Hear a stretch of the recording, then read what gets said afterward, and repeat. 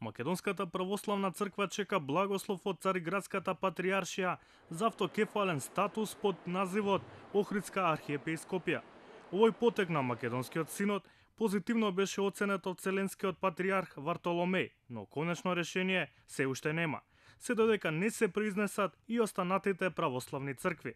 Барањето на МПЦ предизвика многу полемики во Македонија, но и во регионот, особено што писмо за поддршка до Вартоломеј испрати и премиерот Заев, а се надоврза и грчкиот министер за надворешни работи Кодзијас.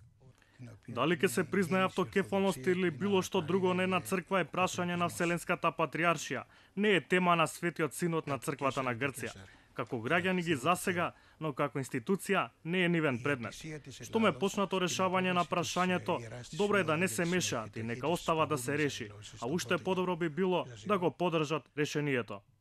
Светиот синод потенцираше дека ќе се продолжи традицијата на Охридска архиепископија, за која неодамна беа прославени 1000 години, а со тоа и македонскиот црковен континуитет. И грчкиот премиер Ципра се сретна со патријархот Вартоломеј и ги поздрави напорите за решавање на статусот на МПЦ. Вселенскиот патријарх по разговорот изјави дека тоа прашање е во рамки на канонските обврски на патријаршијата, да ги отстранува расколите каде што постојат. Охридска архиепископија треба да ги задоволи апетитите на гркофилските православни цркви, кои потоа во меѓусебните односи со МПЦ нема да го користат терминот македонска.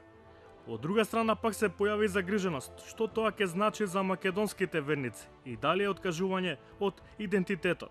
Балканските православни цркви имаат национален презнак затоа што се тесно врзани со создавањето на националните држави, каде кралевите добивале црковни благослови.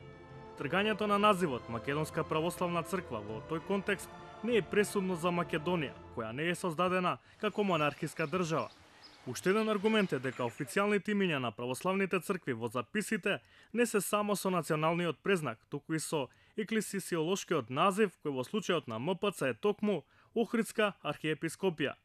Главната пречка поради која МПЦ со деценија е непризнаена е што во 1967 година прогласи автокефалност. Со тоа положи право на континуитетот кој го имала Охридската архиепископија, укината во 1767 година, по притисокот на Цариградската патријаршија. Своје полагање над Охридската архиепископија и денес има во Бугарија, каде многу обштествени верски чинители го доживуваат Охрид како свој свет центар. Со македонскиот карактер на ОА проблем би имале и србите, бидејќи Печката патријаршија, која е основа за денешната СПЦ, е помлада црква и некогаш во историјата била под јурисдикција на Охридскиот архиепископ. МПЦ и СПЦ најблиску до решавање на црковниот спор беа во 2002 година со потпишувањето на Нишкиот договор кој потоа пропадна. Со него МПЦ можеше да го задржи својот назив и символ на Охридска архиепископија, но изборот на поглаварот мораше да биде потврден и од српскиот патријарх. Повеќето македонски владици ова го сметаа за починување, па затоа и него применија Нишкиот договор со СПЦ.